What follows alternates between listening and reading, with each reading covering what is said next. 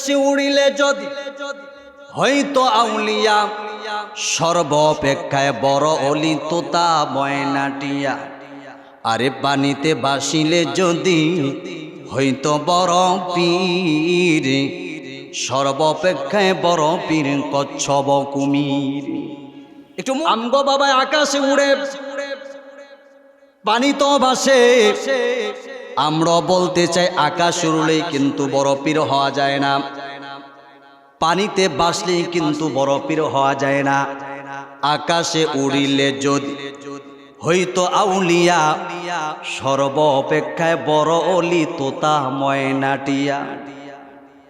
আরে পানিতে ভাসিলে যদি হইতো বড় পীর, সর্বপেক্ষায় বড় পীর কচ্ছপ কুমির। আকাশে উড়লেই যদি বড় পীর হওয়া যাইতো, তাহলে আকাশের পাখির দিকে তাকায় থাকে। আকাশের পাখিটা ঘন্টার পর ঘন্টা উড়ে, ওয়াকটেল লাগে না, পেট্রোল লাগে না, ডিজেল লাগে না, ঘন্টার পর ঘন্টা আকাশে উড়ে। এই ক্ষমতা কে দিয়েছেন? যদি আকাশে উড়লেই বড় পীর হওয়া যাইতো, আমি তো মনে করি সবচেয়ে বড় পীর হলো আকাশের পাখি। পানিতে ভাসলেই যদি বড় পীর হওয়া যাইত, সর্ব অপেক্ষায় বড় পীর কচ্ছপ কুমির। ও মুসলমান আল্লাহর গোলাম, কুমিরও পানিতে বসবাস করে, কচ্ছপ পানিতে বসবাস করে। আবার হাঁস দেখছেন না আপনারা, আমার মহিলারা পালে, হাঁস পালে।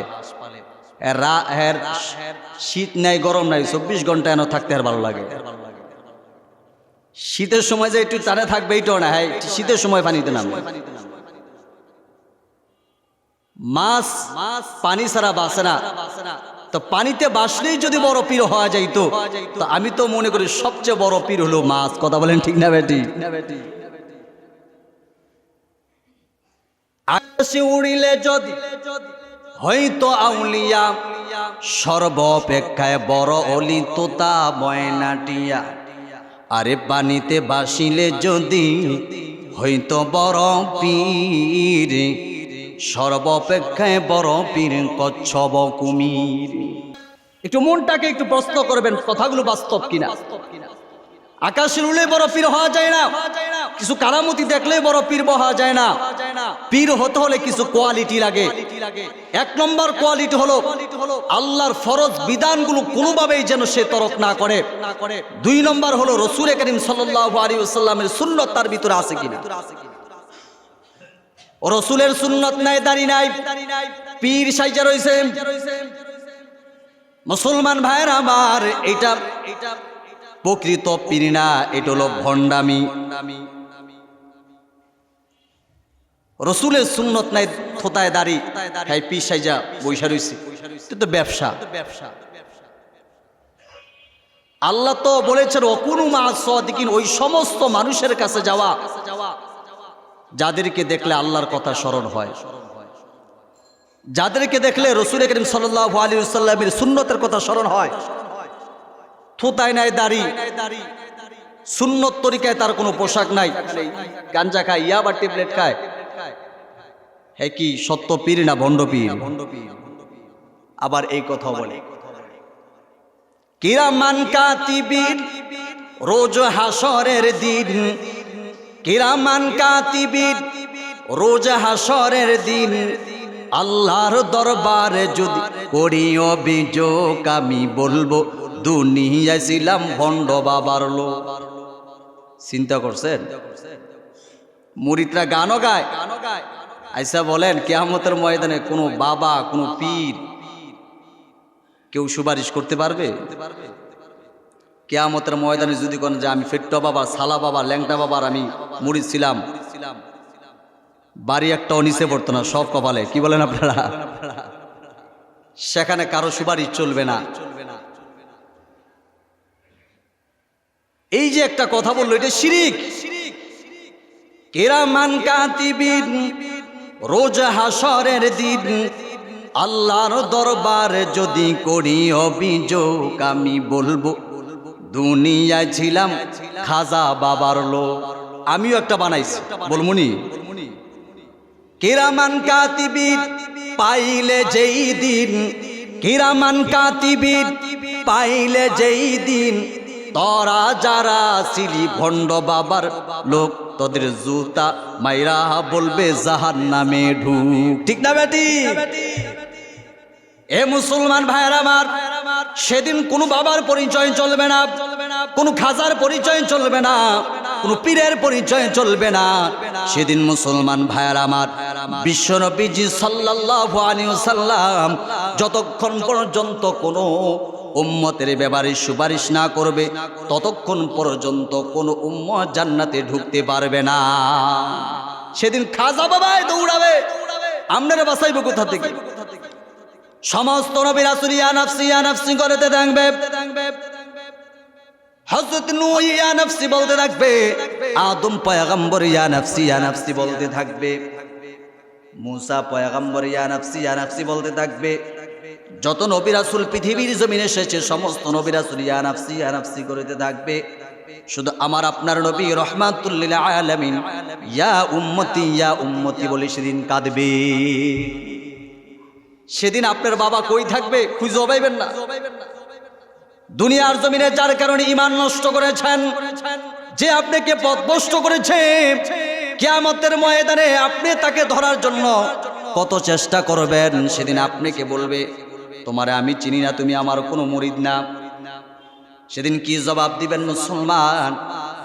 এই জন্য বলবো, গানটা যদি এমন হইতো, কিরামান কাতিবিন রোজ হাসরের দিন, কিরামান কাতিবিন রোজ হাসরের দিন, আল্লাহর দরবারে যদি করি অভিযোগ, আমি বলবো দুনিয়ায় ছিলাম মুহাম্মদের লোক। ঠিক না ভাই? ঠিক।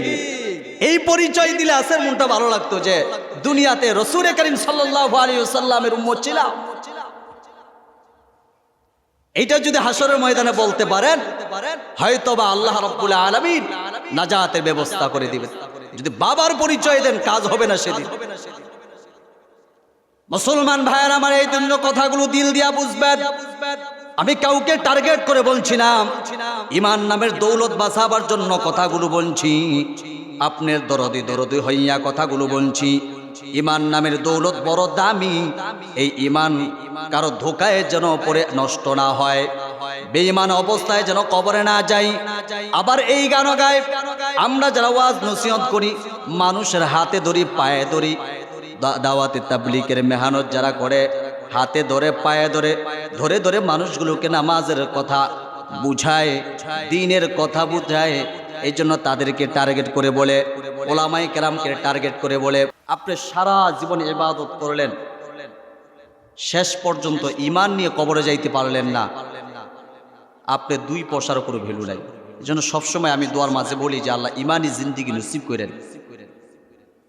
যদি কারো হায়াত থাকে লম্বা হায়াত বাড়িয়ে দেন, যদি হায়াত না থাকে ঈমানের সাথে যেন মৃত্যুটা দিয়েন।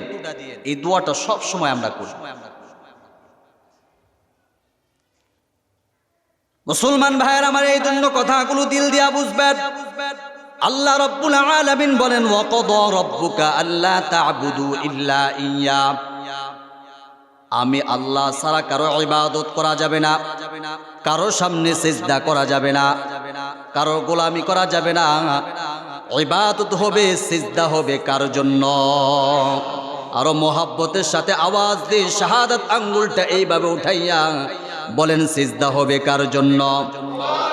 দুনিয়ার কোন মাজারের সামনে সিজদা করব, দুনিয়ার কোন মাজারের সামনে, কোন খাজা বাবার দরবারে, কোন ভণ্ড বাবার দরবারে সিজদা হবে কার জন্য? একমাত্র কেবলমাত্র আমার আল্লাহর জন্য সিজদা হবে।